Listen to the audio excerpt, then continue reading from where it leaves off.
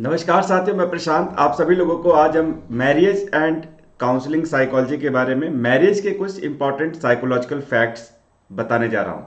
शादी करने के कौन कौन से इंपॉर्टेंट फैक्ट्स होते हैं, शादी क्या होती है, मैरिज क्या होता है, रिलेशनशिप्स फैक्ट्स क्या होते हैं, हमें किससे शादी करनी चाहिए, किससे शादी नहीं करनी चाहिए। साइकोलॉजी में काउंसलिंग और गाइडेंस का एक पार्ट होता है। लाइक, शेयर और सब्सक्राइब कर दीजिएगा आप लोग चैनल को, और वीडियो को शुरू से अंत तक देखिएगा। मैरिज से रिलेटेड इंपॉर्टेंट साइंटिफिक फैक्ट्स पे बेस्ड आपको इंपॉर्टेंट डिस्कशन बताने जा रहा हूँ। साथियों, मैरिज के अंदर जो है सबसे इंपॉर्टेंट चीज़ है, आप देख सकते हैं, अगर यहाँ पे देखेंगे कि बहुत सारे लोगों के मुंह से सुनना पड़ता है कि लव और मैरिज क्या होता है या लव मैरिज क्या होता है। तो इसमें आप देखेंगे, अगर आप साइकोलॉजिस्ट से सवाल पूछेंगे, हम जैसे साइकोलॉजिस्ट से, तो यहाँ पे जो है प्रेम और विवाह दोनों जो चीज़ें हैं वो अलग अलग करके जो है इस तथ्य के वो आंसर देंगे। और प्रेम एक अलग चीज़ होती है जिसको लव बोलते हैं, एंड मैरिज एक डिफरेंट चीज़ होती है जिसको हम शादी बोलते हैं। Psychology facts will also help you to find the answer to question what is love and marriage. बहुत सारे लोग होते हैं इन दोनों को एक में मिला करके सोचते हैं, एक ही जैसा समझते हैं, जबकि ऐसा नहीं है।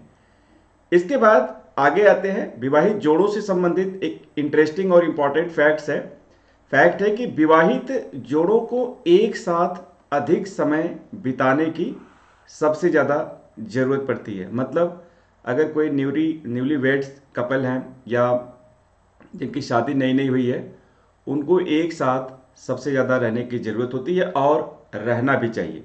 अगर नहीं रह पा रहे हैं तो उसे हमें समझने की कोशिश करनी चाहिए कि कहाँ पे गैप आ रहा है। इसके साथ साथ यहाँ पे जोड़े जितना ज़्यादा शुरू में एक साथ रहते हैं मैरिज के बाद, उतनी ही बेहतर या शादी उतनी ही स्ट्रांग मानी जाती है। और जो रिलेशनशिप्स होते हैं या जो मैरिज लाइफ होती है आने वाले समय में, वो ज़्यादा बेहतर होती चली जाती है। यहाँ पे अगर हम देखें विवाह के जो मनोविज्ञान है, मनोवैज्ञानिक ये कहते हैं कि यहाँ पे जो true love and puppy love है, ये दोनों दो अलग अलग लव होते हैं। There is a difference between love and lust. आप लोगों ने लव के बारे में भी सुना होगा और लस्ट के बारे में सुना होगा। ट्रू लव क्या होता है, ये जो है कोर एक इनफाइनाइट दिशा में हमें ले जाता है, जो अनंत काल की तरफ ले जाता है।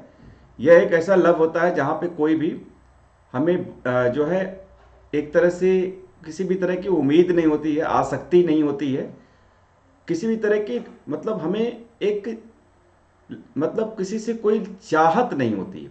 ये ट्रू लव होता है जहाँ पे थोड़ी सी भी एक्सपेक्टेशन आ गई, थोड़ी सी चाहत आ गई, थोड़ी सी कहीं ना कहीं उम्मीद आ गई, तो वो ट्रू लव नहीं होता।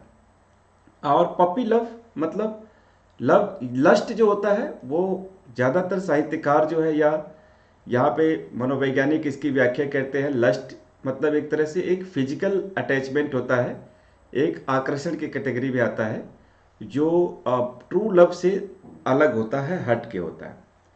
वैवाहिक जीवन जो होता है, वह वैवाहिक जीवन वाले लोग जो हैं ज़्यादा उत्पादक होते हैं, ज़्यादा प्रोडक्टिव होते हैं, अपने जीवन में ज़्यादा बेहतर काम करते हैं। कई ऐसे मिलीनियर एंड बिलीनियर बिजनेसमैन के ऊपर स्टडी की गई है जिनके बिजनेस मिलियंस और बिलियंस में आगे जा रहे हैं, बहुत बड़े बिजनेसमैन हैं, देश में बहुत बड़े आदमी हैं। सुखी वैवाहिक जीवन उसके पीछे एक बहुत बड़ा कारण है। ज़्यादातर जनसंख्या में, आबादी में आप देखेंगे सुखी वैवाहिक जीवन होता है, इसलिए ज़्यादातर लोग प्रोड्यूस कर पाते हैं। इसके विपरीत जिनका वैवाहिक जीवन सुखी नहीं है, वो लोग जो है कम प्रोडक्टिव होते हैं, ज़्यादातर स्ट्रेस, टेंशन, एंग्जाइटी या खुद की फिजिकल बीमारियां, या समय से पहले भी कई बार बहुत ज़्यादा बीमार हो जाते हैं। आगे आते हैं सुखी वैवाहिक जीवन वाले। महिलाओं में एक ऐसा पति चाहते हैं जो अपने बच्चों के जीवन में सक्रिय रूप से शामिल हो। मतलब महिलाएं जो होती हैं यहाँ पे एक ऐसा पति चाहती है, एक ऐसा हस्बैंड चाहती हैं जो उनके बच्चों के ऊपर ध्यान दे, जो बच्चों के ऊपर ज़्यादा केयर करने वाला हो। वो पति सबसे ज़्यादा अच्छा माना जाता है, चाहे उसके पास पैसे कम हो या पैसे नहीं भी हो, लेकिन बच्चों की केयर करने वाला इंपॉर्टेंट माना जाता है। तलाकशुदा महिलाओं और पुरुषों में कम से कम 60% से, मतलब 60% से जो है यहाँ पे जो है दोबारा शादी करते हैं। जिनके डिवोर्स हो गए हैं, जिनके तलाक हो गए हैं, 60% लोग रीमैरिज करते हैं। ये पहला फैक्ट है। सेकेंड फैक्ट है, कई लोग केवल 5 वर्ष के भीतर ही कर लेते हैं और कई लोग जो है 5 वर्ष के भीतर शादी कर लेते हैं अगर उनका तलाक हुआ। ये भी एक इम्पॉर्टेंट फैक्ट है। कई बार तलाक के केसेस में आपने देखा होगा कि लोग जल्दी से शादी करना पसंद करते हैं, जल्दी से दूसरी शादी करना चाहते हैं। तलाक का जोखिम तब अधिक हो जाता है जब महिला पुरुष की तुलना में बहुत बड़ी होती है।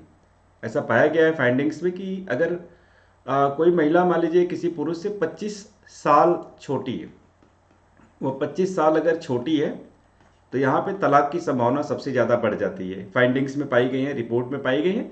और दूसरी चीज़ ये है कि तब बहुत ज़्यादा संभावना बढ़ती है जब महिला बहुत ज़्यादा बड़ी होती है और पुरुष बहुत ज़्यादा छोटा होता है, तो यहाँ पे भी बहुत ज़्यादा तलाक के जोखिम रहते हैं। महिला पुरुष की तुलना में अगर बहुत बड़ी है तो भी बहुत ज़्यादा जोखिम, मतलब एज गैप बहुत ज़्यादा एक जोखिम का फैक्टर बनता है। आगे आते हैं, ऐसे अध्ययन हुए हैं जो शादी के बंधन में बंधने से पहले सहवास करने वाले लोग जोड़ों के बीच एक उच्च तलाक दर और वैवाहिक संतुष्टि के निम्न स्तर को समझाते हैं। कोहैबिटेट कोहैबिटेट का मतलब होता है कि शादी के पहले अगर पति पत्नी एक साथ रह रहे थे, जिसको हम लिविंग रिलेशन मानते हैं, उसमें जो है ज़्यादा चांसेस होते हैं कि शादी के बाद जो है यहाँ पे तलाक की दर, तलाक के रेट बढ़ जाएंगे। शादी टूटने के भी बहुत ज़्यादा चांसेस होते हैं, या निम्न लेवल का जो है फिजिकल या मैरिटल संतुष्टि होती है शादी के बाद जो है।